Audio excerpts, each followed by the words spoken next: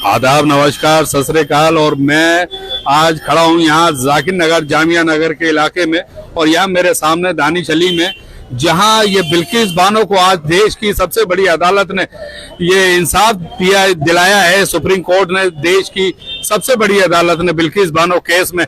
तो इस पे हम पूछेंगे दानिश अली से कि कहाँ तक ये सही है और क्या मुद्दा रहा है इसका।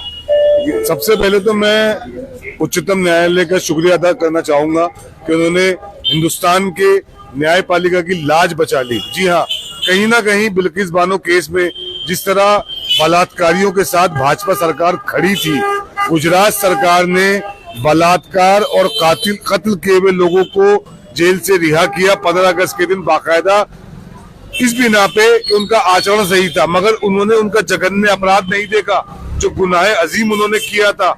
गुजरात दंगों में बिल्किस बानो के पेट में बच्चा था, वो हामला थी, उनका परिवार उनके साथ था। इन बदमाशों ने, इन गुंडों ने, इन जालिमों ने उस हामला औरत का रेप किया, उसका बच्चा पेट में मरा, उसकी 6 साल की बच्ची का रेप किया, उसके 7 रिश्तेदारों का कत्ल किया उसके सामने, और रेप करते रहे बार बार, और सबको मार दिया। बिल्किस बानो अकेली जिंदा बची, उसने इंसाफ की गुहार लगाई। ये मुकदमा 2008 में जब सरकार थी यूपीए की, तो गुजरात से, यूपीए से मनमोहन सिंह सरकार ने इसे ट्रांसफर किया था महाराष्ट्र, ताकि सुनवाई सही हो जाए। महाराष्ट्र सरकार ने, महाराष्ट्र हाईकोर्ट ने इन 11 के 11 लोगों को उम्र कैद की सजा दी और जेल की हवा खिलाई।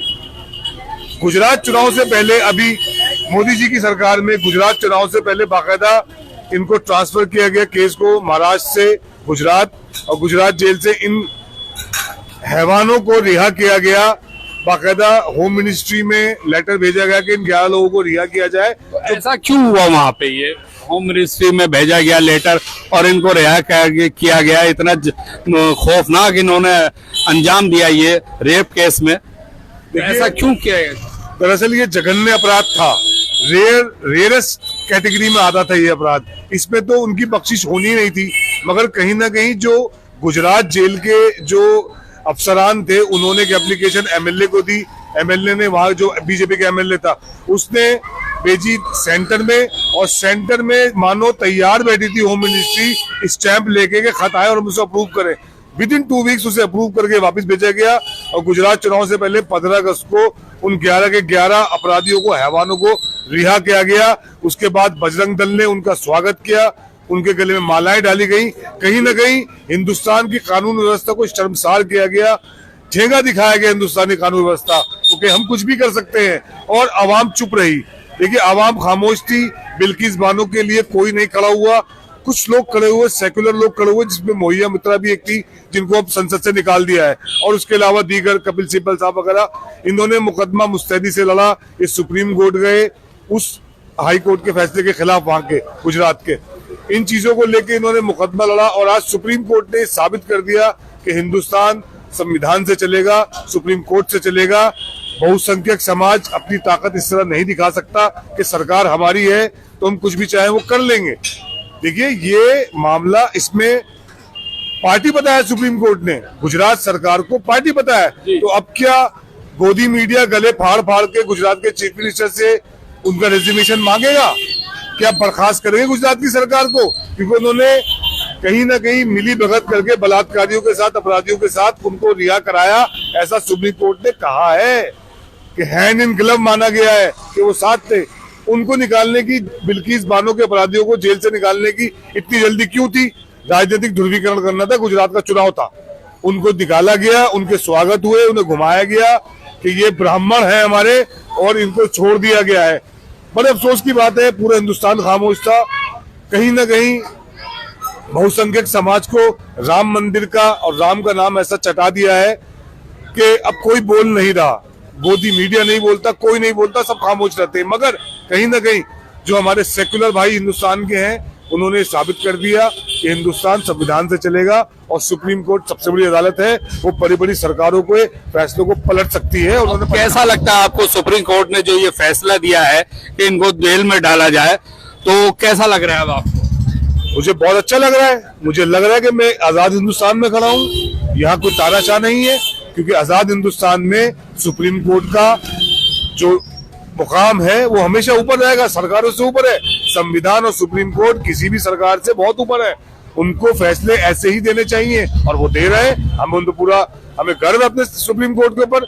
उन्होंने उनको फटकार लगा के वापस जेल भेजा। अब आप जी अब आप क्या समझते हैं कि ये बिल्किस बानो जो केस में ये बाहर आ गए थे और अब देश की सबसे बड़ी अदालत ने इनको दोबारा जेल में डालने का हुक्म सुनाया है, तो आप क्या समझते हैं कि बिल्किस बानो को कुछ राहत मिली होगी? देखिए, बिल्किस बानो को बिल्कुल राहत मिली होगी। उस बच्ची ने 25 साल दर बदर भटकी, मुकदमे लड़े बिल्किस बानो ने, और इतना कुछ सहा। जब जाके जब वो लोग जेल गए तो उससे थोड़ा सुकून आया था, क्योंकि इंसाफ मिला था। मगर इंसाफ दोबारा छीन लिया गया उससे गुजरात सरकार द्वारा, मगर सुप्रीम कोर्ट ने उसको इंसाफ दोबारा वापस दिलाया है। और हिंदुस्तान में ये न्यूज अब ज्यादा नहीं चलेगी, क्योंकि कहीं ना कहीं राम मंदिर की न्यूज इतनी बड़ी है कि उसकी आड़ में गोदी मीडिया सब कुछ खत्म कर देगा। वरना असूलन आज मीडिया को और आवाम को मोदी सरकार से सवाल पूछना चाहिए कि गुजरात के चीफ मिनिस्टर को आप कब बर्खास्त करेंगे, जिसने इन दोषियों को, इन बलात्कारियों को गुजरात सरकार ने छुटाया था, तो उनको कब बर्खास्त करेंगे? और सरकार बर्खास्त होनी चाहिए, उनके खिलाफ मुकदमे कायम होने चाहिए। मगर कहीं ना कहीं गोदी मीडिया ये नहीं दिखाएगा। आवाम जो है मन मुक्त हो चुकी है, आवाम राम मंदिर के दीवानी हुई पड़ी है।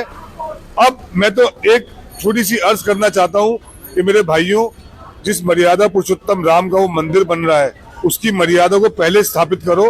राम मंदिर को तो स्थापित करो, मगर भगवान राम, मर्यादा पुरुषोत्तम राम की मर्यादा को अगर आप स्थापित करेंगे तो मर्यादा पुरुषोत्तम राम के मुल्क में हर बच्चे को इंसाफ मिलेगा।